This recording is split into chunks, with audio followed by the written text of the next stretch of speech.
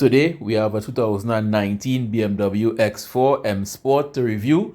As always, I'm going to be taking you all around the vehicle, inside the vehicle, carrying it for a drive and giving my thoughts along the way. Now I must say right off the bat, this was my first time driving a BMW. I've never driven a BMW before, so getting into this was a bit like, let's see what BMW has to offer. And for $725,000, it better be good. And it really was good. It didn't disappoint. But more on that later on in the video. For now, let's talk about the exterior styling. I love this coupe look. It has a coupe finish to the rear, and some actually consider the X4 to be a coupe version of the BMW X3. How true that is, I don't know, but the proportions are similar up front in terms of how they look, but the rear half is different. Above the rear glass, you have this extra trim piece here that adds to the aggressiveness of the rear of the vehicle, and below that, on the tailgate, you have this very aggressive spoiler lip. It's literally just up. The angle of attack is very steep. It's not trying to hide the fact that it's there. Below that, if you take a look at the rear tail lights, you can see they are not flush. They are not flush mounted. This gives the rear of the vehicle some more character. It's not just a flush tail light assembly. There is some depth there, and it gives the whole rear of the vehicle even more character than it would have had before. Here you have your bi-xenon BMW headlight assembly. If you've seen one, you've seen all. BMW have like a signature layout for their headlights. This has been so from ever since. At the side here, you can see your side mirrors. Now it has a kind of Batman finish. I call it a Batman finish. I'm not sure if that's the official name for it, but it has this little piece sticking out here, and I guess it's for aerodynamics or for looks. Either one, it looks pretty cool. When you look at it, you're like, okay, something is definitely going on there. That side mirror is not like the others I've seen in my lifetime. For wheels, you have large 245 45 20s. It looks pretty cool. And when you look at the vehicle from the front head on or at the rear, you can see the width. If you know BMWs, most of these big BMWs, their tires look really broad. It makes the vehicle look wider than it actually is. Now the X4 is already a wide vehicle, but the tires make it look even wider, which is a good thing.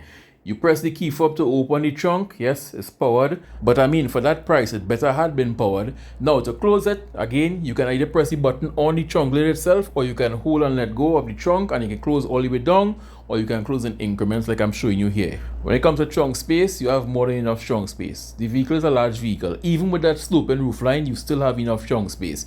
You have a kind of carpeted feel throughout the entire trunk. You have a single power outlet here next to a hook. You have the rear divider on top, which you can take off and store below, normally where your spare tire should be. This is where the trunk button is. You can close the trunk or lock it from here if you don't want to use the key fob. But the key fob is way cooler. You can walk away in slow motion and your trunk is closing down. It looks pretty cool. On this side, you don't really have much to talk about, but you have these levers here on both sides that could fold the rear seats down. Now, both seats do fold down for themselves, but my bag was on the other one, so it didn't go all the way down the first time. But this is what it looks like when the trunk is down. Just in case you have a lot of stuff to carry. I'm not sure what you'll be carrying like that in a BMW, but just in case you have 50 bags of cement and you want to carry it, yeah.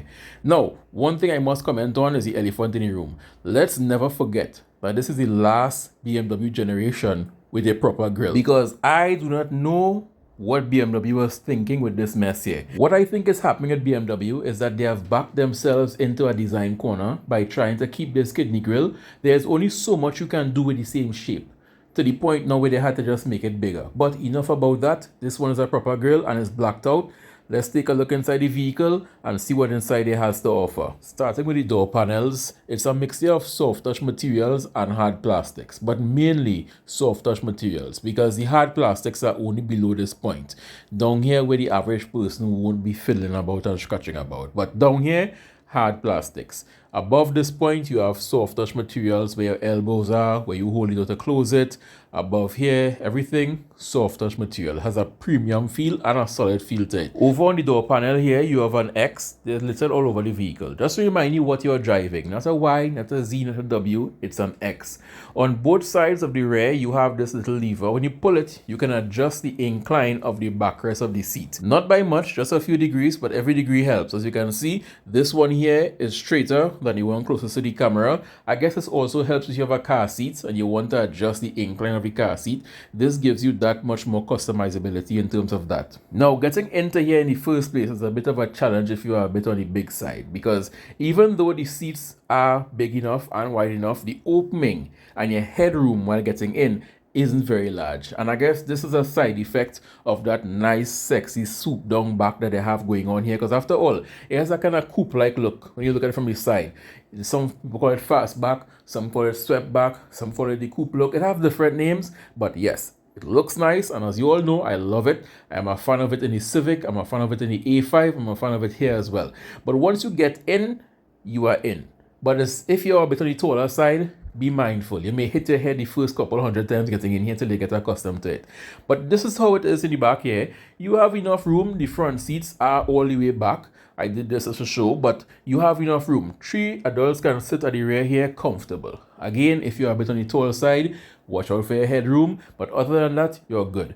You also have rear AC vents, and they are digital. Well, it's a digital screen, but physical buttons. Now, the X4 has tri-zone climate control, which means you could be at a different temperature to the 2 at the front. 2 zones in front, 1 at the rear. It's pretty cool, and I always admire it when I see it in vehicles. Below that, you have 2 USB outlets, and above the 2 USB outlets, you have a small shelf that you can put maybe your phone or whatever you have charging there.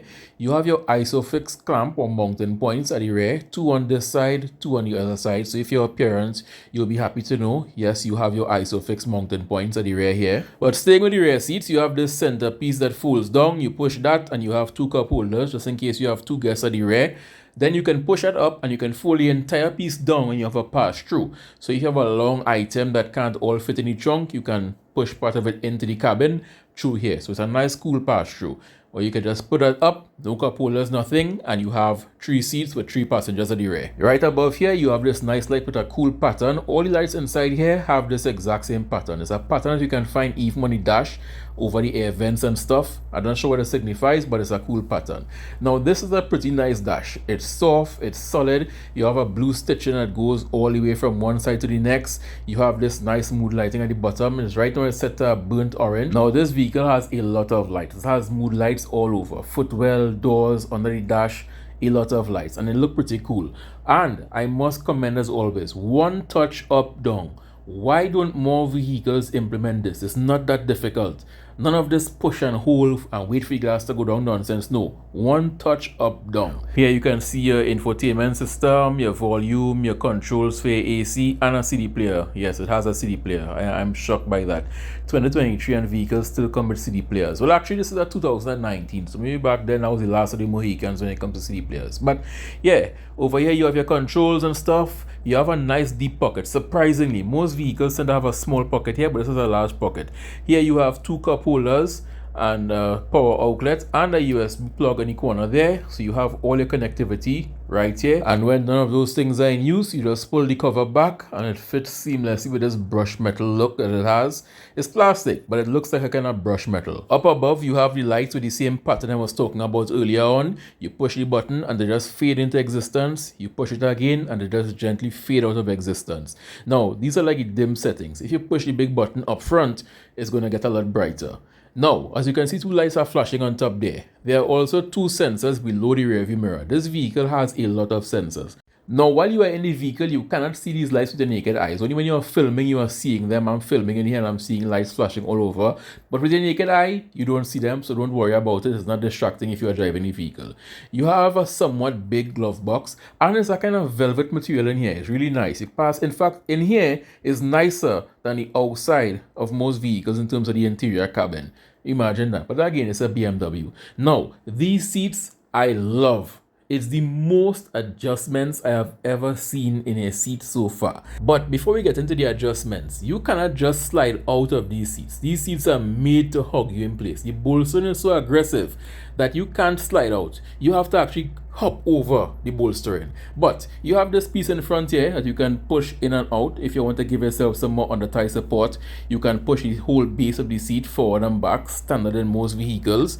Or you can push the back of the seat forward and back, again standard in most vehicles. What is not standard is the fact that both headrests are powered.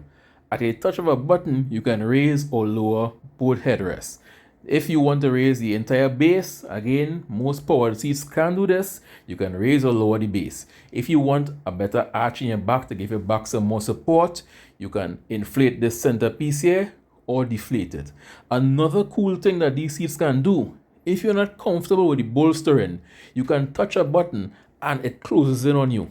So you're going on a tight, windy road and you find you're sliding about too much, you can actually close the sides in to hug you in place. The only thing these seats don't adjust and do is meet you outside and bring you in the vehicle. You also have memory function. You have a 2-button memory function, 1 or 2. You touch it, 1 or 2, and you can see the seat do its thing and go back to whatever position it was programmed to, including the headrest. These are by far the most customizable seats I've had the experience of sitting in so far. They are pretty cool. Up above, you have your sun visor. Both passenger and driver have a vanity mirror with a light. You open it to light up, you close it, it turns off. Here you have your window controls, your door lock, your power mirror controls. Everything is right there at your fingertips. The sound system in this car is by far the best I've tested so far. Harman Kardon. And it clearly has the amplifier to push these speakers. Unfortunately, because of copyright, I can't play a song right now. But take my word for it. So far, this is by far the most powerful and clearest sounding sound system in any vehicle that I've tested so far. The instrument cluster, as you can see, all digital, and it's crisp, it's easy to read, none of that pixelated nonsense you find in lower end vehicles. And again, it's a BMW. This is to be expected. And they knocked it out of the park when it comes to this. You can see everything there. The colors aren't too bright, they just blend in. And you have different modes. So you put it in Sport, Comfort, Eco. The instrument cluster changes. Like this is Eco Pro, you have Comfort, and you have Sport. And you just have subtle changes in the instrument cluster when you change it from Sport to Eco, or whatever your driving preference is. Another cool thing this vehicle has is a heads-up display. Now it doesn't pop up, it just projects onto the windshield. You won't know it's there if you are not driving.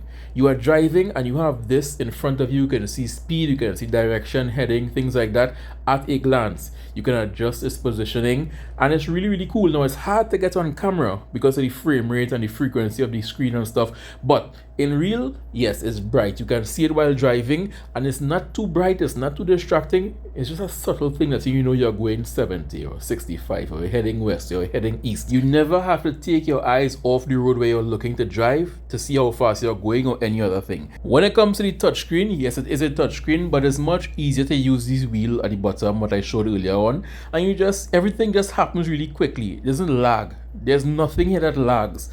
Plus you have your little gestures. You can do gestures. This is really cool as well. You can raise the volume, change your radio station, turn the screen off, things like that. This is what it looks like in practice.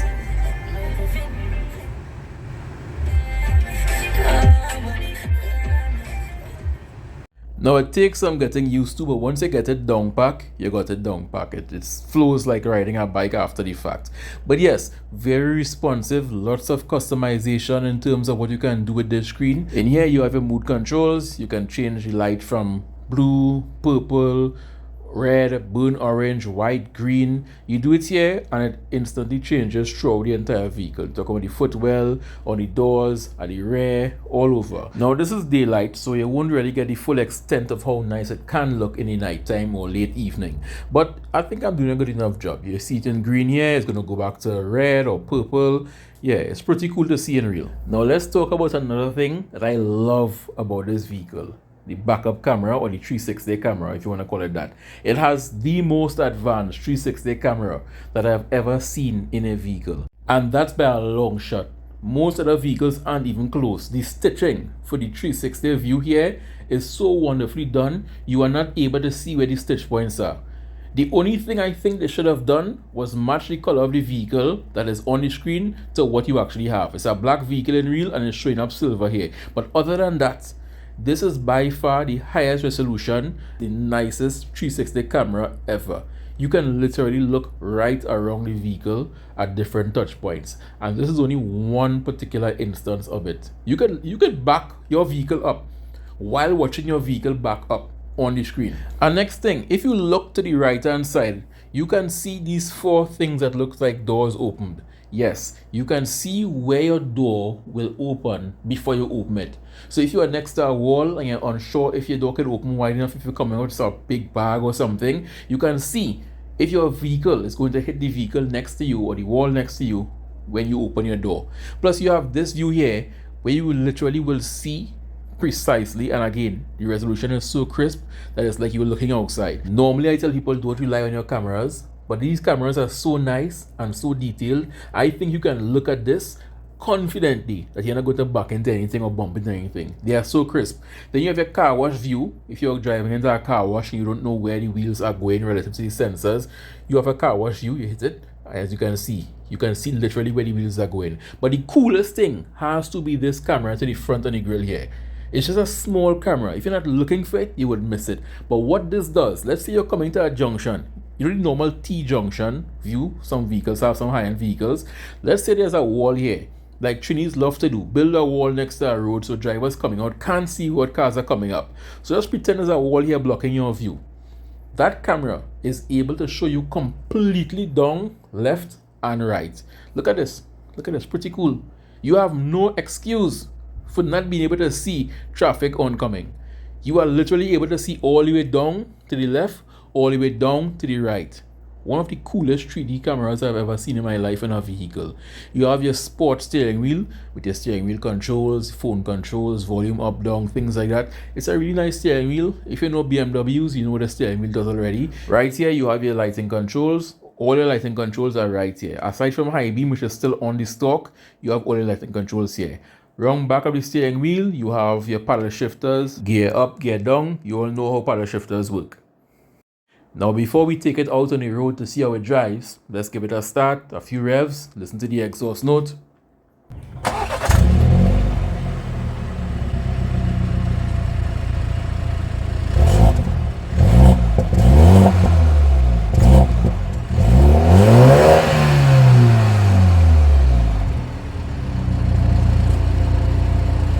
Now, in my opinion, it could have been a bit bassier. Maybe an exhaust tune would fix that, a different exhaust system would fix it. But how it is right now, I guess it's more tuned towards not being obnoxious. So it's just loud enough, but not too loud. But even as is, there's only so much the exhaust can do to help the engine, because this engine is a 4-cylinder, 2-liter engine.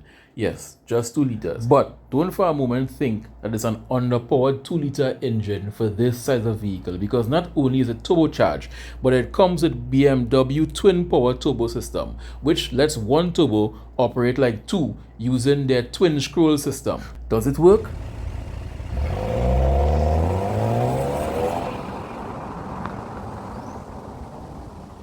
Yes, it works. Surprisingly so at that. There is a bit of lag still between 2000 and 3000 RPM, but after that it just goes.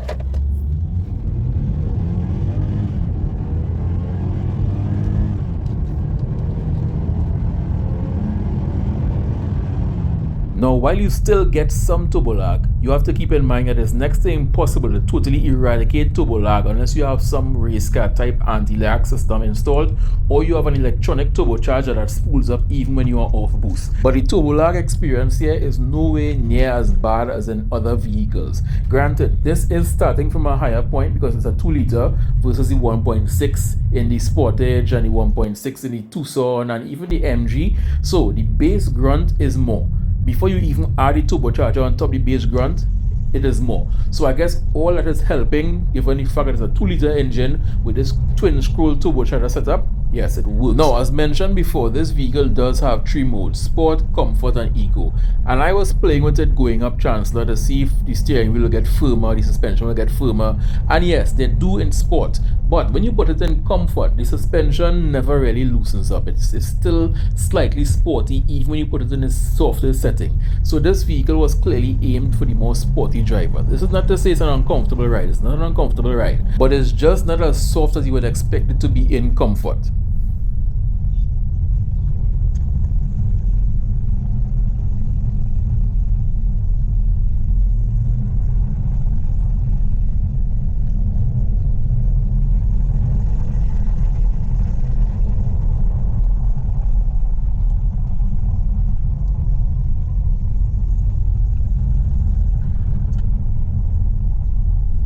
Now I'm going up Chancellor, and around the corners you will ease off the gas obviously because it's a blind corner, and you get right back on it and the turbo is just there waiting like, hello, missed you, I'm back. There's no spool up time, and this is where this twin scroll technology really shines. When you are going up windy roads like this, you ease off the throttle, you go back on, and the turbo is just there waiting for you. Now, one thing I did notice, this particular model doesn't have the air ride suspension, the pneumatic suspension like the Range Rovers and other BMWs. It has an adaptive system. And it works really well because you take these corners and the vehicle doesn't lean excessively. Look at it, it's cornering almost flat.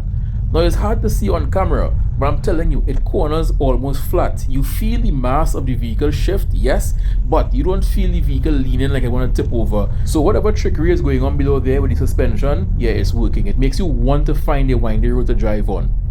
Now listen to the faint and subtle turbocharged blow-off valve sound in the background. You have to actually be listening to it to know it's there.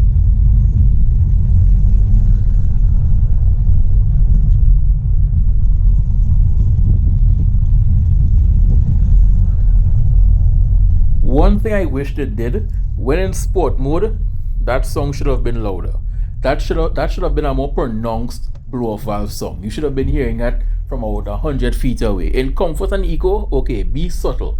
But in sport mode, I want to hear that blow-off valve make noise. Here you can see I'm going up one of my favorite hills in Chancellor. I always take the vehicles up here just to see how it copes with this hill. Yes, it copes with the regular hill coming up Chancellor, but this road is slightly rough and less even. So I like to see what the traction is like. And one more thing to add, this vehicle has all-wheel drive. It has BMW X4 system.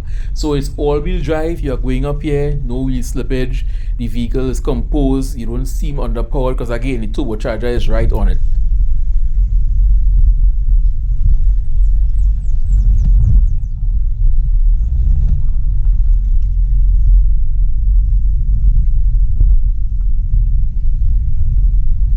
Now, as I'm about to back up here, this brings me into one of the cons of this vehicle. You can't see shit out the back because of that supine roofline. Yeah, this is your visibility. Whatever in the back there is not your concern. You should be going forward always. If it's in the back, forget about it. You literally can't see much out there. And if the car is directly behind that center seat, yeah, forget about it. You know, if it's like a Swift or Aqua or any small vehicle, it can get hidden behind that center seat and you would never know a vehicle is behind there. They had to give this car the sophisticated 360 camera that they gave it by force because the pillars, the A, B and C pillars are so large also that you have a lot of blind spots. You have blind spots to your side, out back. Just drive forward. Just your path in life is forward. That's why I have a BMW, because you don't look back. Progress always. Now back to the good things about the X4, because the X4 has a ZF8HP 8-speed automatic transmission. And you all know how I don't like dual clutch transmissions, but this dual clutch transmission is different. You do not feel that sluggish, grumpy, always like in the wrong gear feel that you get in most of these economy cars that are throwing dual clutch transmissions in the mix. Hyundai Tucson, I'm looking at you, and I'm also looking at you, MG. Dual clutch transmissions do not belong in economy cars. You always feel like you are in the wrong gear when you are going at slow speeds. Now let's talk about how quickly these gears shift being a dual clutch transmission. Because seeing it is one thing, but I have to show it. Before you can fully let go or release of the paddle shifter after depressing it, the gears, look, we are in second, third, fourth, fifth, sixth. It's like lightning quick. And because of this dual clutch setup, you don't have to shift sequentially. So for example, in most vehicles, second gear must come after first and third must come after second. But let's say you are in second gear manual and the vehicle shifts back into automatic where it controls the gears. It is able to go from second to sixth gear if sixth gear is the appropriate gear for that speed without going through third, fourth, fifth. It just skip those gears altogether and just go straight to that gear it's supposed to be in. That is how nice this transmission is. Now let's talk about the start-stop feature, because it does have a start-stop feature. You come to a stop, the vehicle shuts off, the radio stays on, the AC stays on, but the engine is off. Let's see how quickly it starts back when you take your foot off the brake and hit the gas.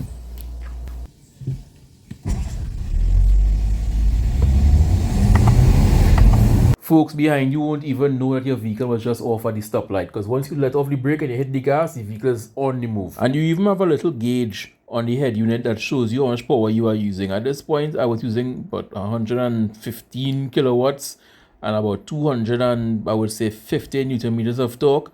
It's a pretty cool gauge. They need to put this on the heads-up unit so you can see it projected on the road while you drive, because having it here makes you have to take your eyes off the road. Put that on the heads-up unit as well. All in all, I really enjoy the BMW X4. It has all the bells and whistles except a sunroof or a moonroof for some reason. Not sure why, but it has all the bells and whistles. You have good power, lots of space, Plus, you have the added cachet of having the BMW logo on your bonnet. You can't beat that. You know, that by itself is probably worth about $400,000. But all in all, like I said, I enjoyed my time in the BMW X4. There are some things that I would have done differently if I were designing this vehicle. For example, that camera to the front of the bumper there, I would have made it in a way where if you turn the indicator on left or right, it turns on automatically, because clearly you are at a junction or you are turning somewhere. So instead of a button that you have to manually press, it should come on automatically. I also would have loved to hear the blow-off song a lot more in sport mode. Comfort and eco, leave it subtle in the background, but in sport mode, let's hear the turbo song a bit more. Find a way to make that happen. But everything else about the X4, I really love. It accelerates good, it corners good, it handles good, it has the power, even though it's a smaller engine, just 2 liters. That sequential twin scroll system that going on with the turbo, it works really well in mitigating the turbo lag. To me, this vehicle was worth every penny.